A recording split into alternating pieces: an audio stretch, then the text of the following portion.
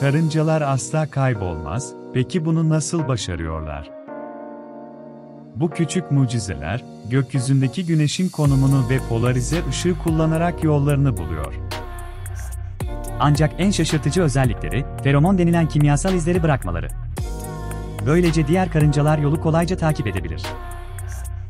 Bazı türler, adeta bir GPS gibi, gidilen mesafeyi bacak hareketleriyle ölçüyor. Yani ayak sayıyorlar diyebiliriz.